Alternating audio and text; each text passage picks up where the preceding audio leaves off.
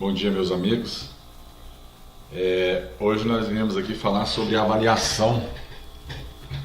Quais são os processos de uma avaliação? A avaliação, ela se dá da seguinte forma. Ela se dá, primeiramente a gente tem que ter um objetivo. Que tipo de imóvel nós vamos avaliar e aonde esse imóvel se localiza. Conhecer bem a respeito de oferta e de demanda de mercado. Saber avaliar o padrão construtivo de um bem comum ou até mesmo do bem físico, seja esse imóvel num prédio, avaliar o imóvel em relação à posição do sol, quantas vagas de garagem tem, se é casa, se é apartamento, se é casa em condomínio, tudo isso tem um valor para ser agregado no imóvel. Dependendo da idade do imóvel, esse imóvel também, ele, pelo seu padrão de construção, ele tem ali a depreciação por não ter o proprietário ter tido o devido cuidado com o imóvel. Mas às vezes o terreno pode ter sofrido uma valorização constante durante os tempos que esse terreno, que essa casa teve essa construção aí nesse terreno. Então nós temos que entender que a avaliação ela procede de várias formas, né? A gente tem que observar o metro quadrado, qual é o padrão de acabamento da fachada de um prédio, que tipo de acabamentos internos tem, quantos banheiros tem, tudo isso influencia em índices da avaliação. E aí você faz a homogeneização de todos esses dados, faz uma média aritmética para poder entender qual o valor real desse imóvel. Então a gente vai ter o objeto da avaliação, que é o imóvel, que é o bem da pessoa. Esse imóvel ele pode ser uma gleba, ele pode ser uma fazenda, pode ser uma chácara, pode ser um apartamento, pode ser uma casa, pode ser uma kit, pode ser uma indústria. Qualquer tipo de patrimônio, seja ele jurídico ou físico. Tá? E esse imóvel ele vai ser avaliado dentro de critérios técnicos, né? Para só então você ter esse resultado da avaliação do imóvel. Qual é a vantagem da avaliação? A vantagem da avaliação é não haver perda.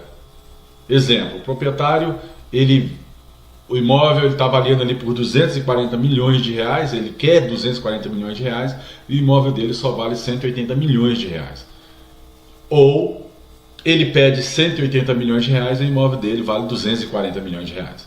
Então, para que não haja perda para quem compra e nem para quem vende, ou há uma demora exagerada na venda deste imóvel, o conselho que se dá é fazer a avaliação. Depois da avaliação feita, aí o proprietário ele fala assim, não, eu vou colocar numa oferta maior para ver se eu consigo chegar nesse preço de venda. Ou então eu posso já iniciar próximo ao preço de avaliação para ter esse preço de venda. E o proprietário ele tem que entender que a avaliação é primordial para que ele estabeleça oferta para o seu imóvel. E só então, depois de estabelecer a oferta, é que esse proprietário vai ter essa demanda procurando esse imóvel. As atividades desenvolvidas por um avaliador, primeiramente ele tem que conhecer bem do mercado, seja ele o mercado rural, seja ele o mercado urbano, seja ele a respeito de patrimônio, de acabamento, de oferta, de demanda. Esse avaliador ele tem que conhecer bem, fazer uma vistoria bem detalhada, seja no cartório, seja nas administrações. A avaliação ela não é só o conhecimento de mercado a respeito de oferta e demanda. O avaliador ele tem que conhecer todos os trâmites cartoriais, ele tem que entender que tipo de alvará de construção é emitida para aquela localidade, o que foi liberado em termos de projeto para aquela área que ele está demandando, para aquela área que ele está avaliando. E ele tem que fazer essa vistoria homogênea de toda a região para só então ter um norte, para que ele comece ali a estipular dados de avaliação para que depois venha concretizar essa avaliação. Então ele vai fazer essa pesquisa, essa identificação dessas amostras, desses imóveis assemelhados, para ter ali um padrão de comparação, mas esse padrão de comparação ele vai mudar muito de acordo com o que está feito dentro desse lote, dentro dessa gleba, dentro dessa fazenda, que tipo de formação tem esta terra, se ela é ladeada por rios, se ela tem grande vazão de água. Então tudo isso vai mudar no preço do imóvel. O imóvel tem que ser avaliado de uma maneira reta, sem ter vícios. O laudo ele não pode ter vícios, tá? No caso dessas avaliações judiciais, onde tem um levantamento de patrimônio, um levantamento de, seja ele patrimonial, imóvel, urbano, seja ele um imóvel rural, seja ele uma partilha, seja uma contestação, onde um advogado precisa de um laudo, esse laudo ele tem que ir bem qualificado para o juiz, porque o juiz ele não vai aceitar, o juiz de tribunal ele não vai aceitar simplesmente o advogado entregar lá uma declaração que o imóvel vale tanto. Alguns juízes até aceitam, porque esses juízes eles não têm entendimento, mas isso atrasa muito o processo e você perde, se o juiz não aceitar, você perde ali a oportunidade de contestar o processo da maneira correta. Se você contestar da maneira errada, você vai perder prazo e o seu cliente automaticamente vai perder o negócio diante do juiz, né? Então essa avaliação ela tem que ser bem avaliada, tem que ser consultado o uso e ocupação do solo, o que é que realmente aquela região, aquela administração permite para esse imóvel.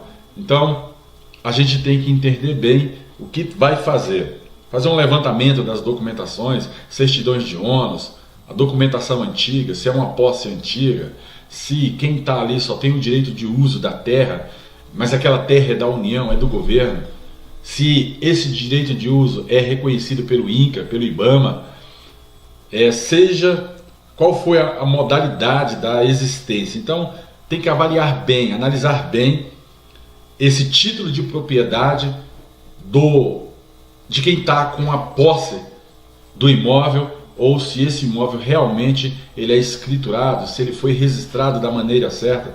Então, para quem está comprando, se não souber de tudo isso, ele vai acabar perdendo. Então, quem vai comprar um imóvel, qual o conselho? É buscar um avaliador para pagar um preço aí mínimo, para que esse avaliador faça esse levantamento, se essa propriedade pode ser comprada ou não. Para quem vai vender, é buscar um avaliador para saber o preço correto, para não levar prejuízo e nem ficar muito tempo com esse imóvel em carteira pensando que o preço está correto. Então o avaliador ele é primordial tanto na compra como na venda. Esse avaliador também, para fins judiciais, ele tem que ser chamado ao processo pelo advogado ou por uma das partes, para saber se aquilo que ela está pleiteando em justiça tem valor correto. Para o juiz, esse juiz ele tem que ter esse avaliador. Nesse caso, eu também sou avaliador do TJ, DFT. Esse juiz ele tem que chamar o avaliador ao processo para tirar todas as suas dúvidas, porque às vezes o advogado chega lá com uma declaração dizendo que o imóvel vale tanto uma parte como a outra, tanto a parte que está ali como autor ou a parte que está como réu. Eles chegam com a situação diante do juiz e o juiz ele fica ali na dúvida. Então ele chama ao processo um avaliador e esse avaliador esclarece, porque esse avaliador que é lotado lá no rol dos peritos do TJDFT, ele tem que ser perito avaliador e tem que passar ali um laudo conciso para o juiz imobiliário. Então, a gente vai ver as vistorias da região, se esse imóvel urbano ele tem rede de água, luz, esgoto, se tem algumas benfeitorias públicas em volta, se há colégio, se há ponto de ônibus, se passa metrô, tudo isso vai agregar um índice a respeito de localização daquele imóvel. As vistorias do terreno, saber qual é a metragem desse terreno, se esse terreno é um terreno retangular, se esse terreno é um terreno uniforme, se esse terreno tem uma topografia reta, ou se esse terreno tem uma topografia que é ondulada, uma topografia totalmente acentuada. Então, isso também vai agregar a respeito de valor para esse imóvel. Se esse terreno ele tem ali, é assoreado o terreno, se aquele terreno aguenta ali realmente a questão de uma base para a construção de um edifício, então tudo isso tem que ser avaliado ali com olhos técnicos para realmente saber o que vai acontecer. Então a gente vai ver lá as ofertas, os fatores são oferta e demanda, topografia, localização, se a frente